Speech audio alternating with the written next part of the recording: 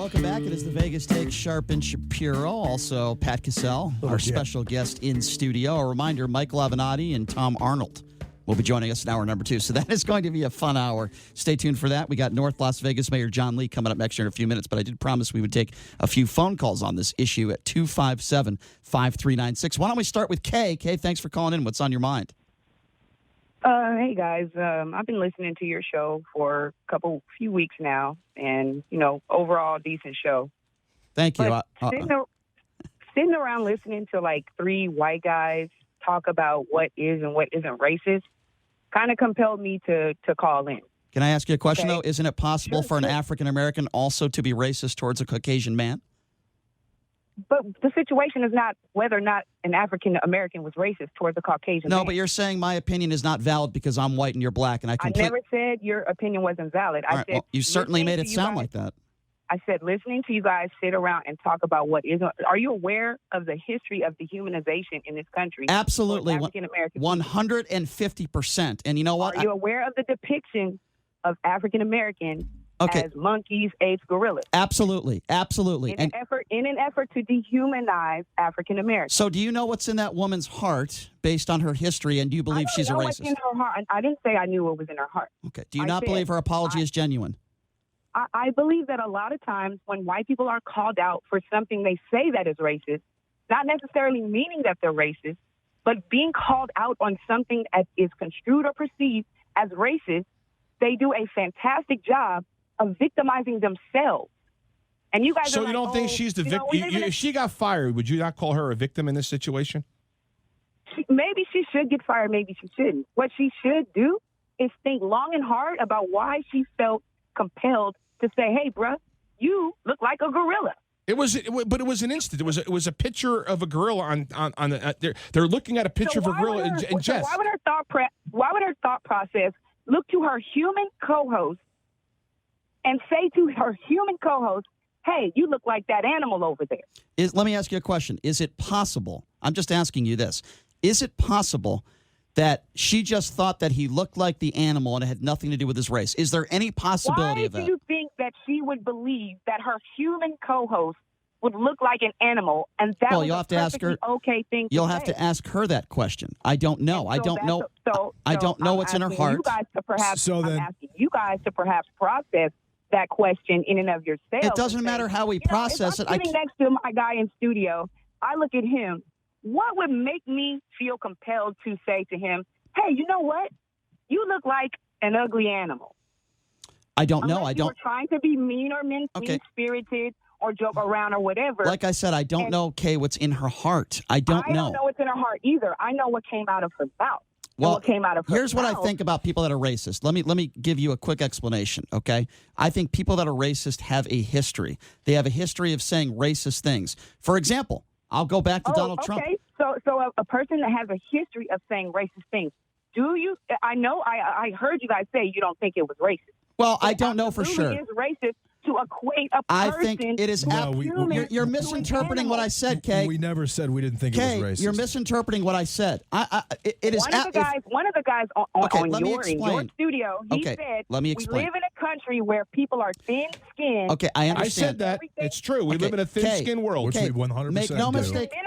So you're minimizing when people say, hey, listen, I know you don't think that's racist, but coming from a person who has been continuously depicted as an animal, that is a racist statement. Absolutely. And your response is to minimize it and say, you know what? Kay, do you have an issue with her apology? To minimize it and say, hey, you're thin-skinned. That's not the appropriate response. We have to take a break. And first of all, if you look at an African American and you call them a monkey, that term in itself is racist. But to say something that is racist and to call somebody a racist are two completely different things, in my personal opinion, Kay. Unfortunately, I've got other callers and I've got to take a break. But I think that's the distinction that we all have to make. You can say something racist. It's not 100%, does not 100% mean that you're a racist. And when I talk about history, when you have a record of saying racist things for a large portion of your life, then I think it's easier to take the side of that person must be a racist. We got to take a break. But when we come back, we're going to talk a little bit about the opioid situation and a lawsuit that was filed last week. Henderson, North Las Vegas, Clark County District Court. Mayor John Lee will be joining us next, and we will talk about that coming up next right here. We got Pat Cassell in studio as well. You're listening to the Vegas Take right here on the all-new 101.5 FM, 720 AM, KDON. Tropical storm Dorian is expected to become a hurricane before it hits Puerto Rico later today. Correspondent Omar Jimenez is there. An emergency disaster declaration was granted by President Trump here, to which the governor here on the island thanked the president for, and again will allow some of those FEMA workers to get their supplies out to some of these locations as quickly as possible. Dorian could be at least a Category 2 hurricane when it's expected to hit the East Coast over the Labor Day weekend. Georgia Senator Johnny Isakson is resigning effective the end of the year. In a surprise announcement this morning, Isakson cited problems with Parkinson's disease. Queen Elizabeth has approved a controversial request from British Prime Minister Boris Johnson to suspend Parliament from mid-September, shortening the time available to lawmakers to block a no-deal Brexit. The move is being called by critics a constitutional outrage. The Dow up 180. I'm Mike Moss. It's time to check the roads in the KDON Traffic Center. This report sponsored by LifeLock with Norton. Heavy slowing on the Western Beltway, southbound from Sunset to Durango. Out of the Durango curve, eastbound delays continue over to Jones Boulevard. And all of this is for a spilled load on the highway. A truck spilled part of its load onto the roadway. That's blocking the right lane, and that is creating this heavy stop-and-go pattern. Also heavy slowing on the 95 northbound from Boulder Highway to the Spaghetti Bowl. LifeLock with Norton Security is the identity, theft protection, and device security you need against cyber threats in today's connected world. Join at LifeLock.com. Use promo code RISK for 10% off your first year. John Michaels from the KDON Traffic Center. I'm Nick Soboleski, a Select Quote agent with a true story that could save you hundreds of dollars a year. A woman named Linda just called. Her husband, Ray, has a $300,000 group life insurance policy, but is changing jobs and can't take it with him.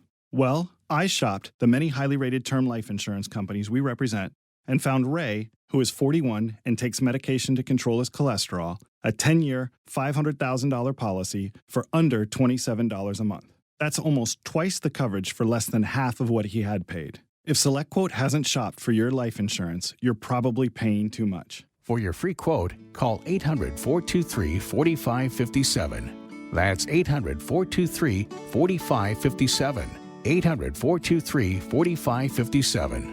Or go to SelectQuote.com. Since 1985, we shop, you save. Get full details on the example policy at SelectQuote.com/commercials. Your price could vary depending on your health, issuing company, and other factors. Not available in all states. Looking for that perfect new piece of furniture for your home? A New Concept Furniture is the place to start and end your search. They'll beat any price on the internet, and they're here locally, so you can feel what you're buying first. Go to A New Concept Furniture today at 4255 South Grand Canyon to see for yourself the slick, modern, shiny store that mirrors our shiny city. A New Concept. Check out their showroom or call them at 702-570-2240. That's 702-570-2240. It's your friend Sean Hannity here. You know, investing in real estate around this great country is something that I take very seriously. Now, I can tell you there are a lot of agents or national companies. They look good on paper or make big incentives or may even offer to work for less money. But one thing I've learned over the years is details in real estate mean serious dollars. Now, I have seen firsthand the importance of working with and trusting the advice of an agent who truly has their hand on the pulse of the local market, that actually live in the market and have proven track records of making sellers money in that city through good markets and challenging markets. And there's only one agent I trust, and I'm talking about Rick and Terry Brinkus of Keller Williams Realty, the marketplace. Find out directly from them how much you can get for your home sold at your price and in your time frame. Don't trust your home to just anyone. Now, I've done the homework. Talk to the agent that I trust for the best advice, and you can call them at 702-456-5959. That's 456-5959, or just go online at thebrinkusteam.com. That's thebrinkusteam.com. Maybe it's time to take a fresh look at everything we thought we knew about landing a great job. For instance, what if phenomenal careers start at the middle school science fair instead of at the job fair? If being the captain of the robotics team means just as much on a college application as being captain of the football team. And if knowing the quadratic formula is every bit as important as knowing the right people. Well, the fact is, the jobs of the future will be heavily geared towards science, technology, engineering, and math. In other words, the future is STEM.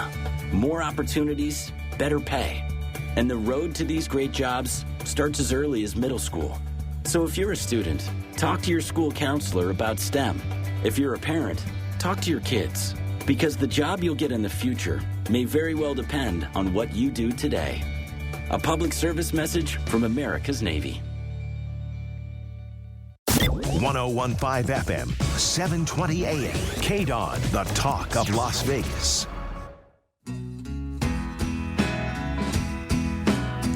All right, welcome back. It is the Vegas Take. Sharp and Shapiro. So glad you could join us. We just had an interesting conversation with a woman who called in who seems to want to be judge and jury when it comes to, racism in this country. There's one thing I can't stand, and that is the fact when somebody looks at your skin color and thinks that your opinion might be less valid than somebody else's, that is beyond inappropriate. I will not stand for that. You know what that's actually called, Brian? I think that's called racism. I believe that is called racism. Yeah, well, that's not going to happen. If you're going to start a conversation like that and saying, well, we have 3 white guys in a room, okay, that's completely irrelevant to the conversation. But anyway, I want to move on. 3 southern Nevada cities filed lawsuits last week against opioid manufacturers and distributors. The lawsuits from Las Vegas, Henderson, and North Las Vegas were filed last week in Clark County District Court. And this is interesting because this is a problem that has been going on for quite some time. The lawsuits claim that drug makers falsely portrayed the negative effects of opioids and increased sales by pushing prescriptions, despite knowing the drugs were addictive and unsafe for long-term use. This is a big story, make no mistake about it. And the gentleman who is joining us on the line right now, very lucky to have him. He is the mayor of North Las Vegas, John Lee. Mayor, thank you so much for coming on. How are you? I'm fine, and my pleasure to be on air with you. Thank you so much. Thanks a lot, John. So describe to me how this conversation started with this lawsuit, and give me any details you can, and give me a little bit of the history of this. Well, we started recognizing a while back that we were having a lot of calls to people's homes for these type of calls. People would get their little leg hurt or have a surgery, and they would get some medication to overcome the pain. And it just became so addictive to them that their body healed a little bit, but now they were so trapped into the drug that the negative effects had made them junkies. And we were having, like I said, our police issues. That turns into sometimes jail issues, turns into services for the family issues. So everybody in North Las Vegas, some way or another, was being affected by this opiate crisis. And we've decided that these companies, these distributors, and incidentally, there's like 2.5 million people here, and there's been 1.3 billion pills come through Southern Nevada between 2006 and 2012. That's a lot of drugs that have been pushed on our residents. That is really scary. And that's almost 50 pills per person. But Mayor, I have a question for you on this topic. I mean, this has been near and dear to my heart regarding the opioid crisis and whatnot. But what position do the pharmacists, not only we have a problem with pharmaceuticals, but what about the physicians that overprescribe some of these medications, especially Oxycontin when they're giving a kid 30 milligrams for a bad back? Well, I'll be honest with you. I've been very fortunate with great health, and I've never spent a night in a hospital even in my life, I don't know what amount to prescribe for pain, but doctors do sometimes carry responsibility to try to get their people off pain medications too, I would think. And so they would have to reconcile that with someone else. Okay. If you're just joining us, North Las Vegas Mayor John Lee talking about an opioid lawsuit that involves Las Vegas, Henderson, North Las Vegas. So, Mayor, this involves some really big companies as far as defendants go. This is a lengthy list. Just to name a few: CVS, Walgreens, Walmart, right? These are giants. These are huge companies. Talk to me a little bit about that. Well, they are huge companies. In fact, this morning I heard that one of the big companies, I think it was at Purdue Pharma, don't hold me to that. No, it is. You're right. Yep. Yeah, they've already come to the table with $13 billion or something. 10 to 12 billion. Some big number. Wow. And recognizing that we want to get out of this, we want to stop this from happening. I think the big thing is in the healing arts, why aren't doctors buying things that don't addict people to the product? And if there's not a product out there, why isn't somebody filling that need? That's my question. It's not what you did always, it's how you change things to make it better for your patients, well, you know? Well, Mayor Lee, I can say this to you, that OxyContin has always been used for cancer patients for the most part, and how it's sprung into for injuries is beyond me. But what I can say is, well, the question I have for you is, if in fact we as a county, and I know Las Vegas is looking at some big money, and as well as North Las Vegas, what will you guys do with that money once you get it and once it's awarded to the county?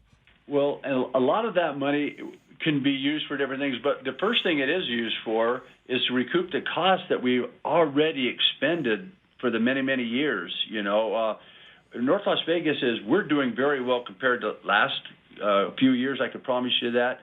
But we are still paying bills on things that happened way back then, and we need to hire some more people. We need to see what we can to get the word out about getting off this kind of stuff. There's a social side to this, a social contract side that says our residents need to be able to understand what other things they can do. We can invest in community police and family services.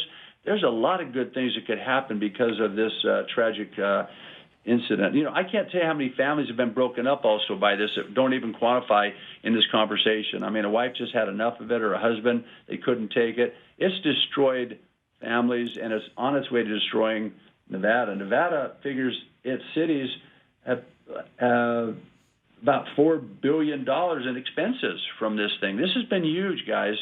So this money is going to be utilized to protect or to reimburse the community, is what you're saying? Exactly. And then, you know, like I said, we can put money into service and stuff like this, because there's going to be a continuing challenge getting people off these drugs. It's not going to just take the money and leave everybody out there still hung out and strung out. You know what I mean? We would do smart things in North Las Vegas for our community. So opioids are clearly a gateway drug or a gateway to heroin. Do you have any idea what the percentages of those who are given or overprescribed or they're addicted to opioids that actually translates to getting addicted or to start using heroin in North Las Vegas? The percentage of that? I don't know the percentages. I would just tell you we're like every other city. If you have one wonderful person who gets hurt because of this, then it's a problem for our whole community. That I can tell you. I don't know the numbers, but we want to stop the devastation, even if it's one. Well, Mayor, I got to say this, man. I'm really glad that you guys have taken this and are going at these companies, because there's a lot of people that not only are suffering but losing their lives due to opioids. So, first of all, I just want to say thank you so much for joining us, taking the time, and we want to continue to monitor this story. We would love to have you on again soon if you could give us some more updates, if that's okay with you. I can do that, and I want to tell you I appreciate you guys bringing this up to the forefront so the general population can hear. If you know anybody that's getting these drugs, tell them don't take those drugs. Find something else. Ask for something else, because it hurts to get off this drug is what I found out. It's harmful. Painful. Painful is a word. Thank you very much, question. gentlemen. Thank you for your public service on this. You bet. Thank you, Mayor. Appreciate your time. There you go. North Las Vegas Mayor John Lee. I completely support what he and other districts are doing in the area. Let's go after these companies. If you know, listen, this opioid crisis, it's only getting worse. It's not getting better. Here's what I want to do. I want to take a break, and when we come back, I want to continue this conversation on the other side. Also, are we thin-skinned as a society? Should somebody get fired for calling somebody a gorilla, which is not funny? It's a racist term. Should somebody be fired for that? And I know we had a lot of calls that were on hold. We will take those calls now. And if you want to be a part of that conversation, you're welcome to call in at 257-5396. Again, that number to call 702-257-5396. Take a quick break. Be back right after this. You're listening to the Vegas Tape.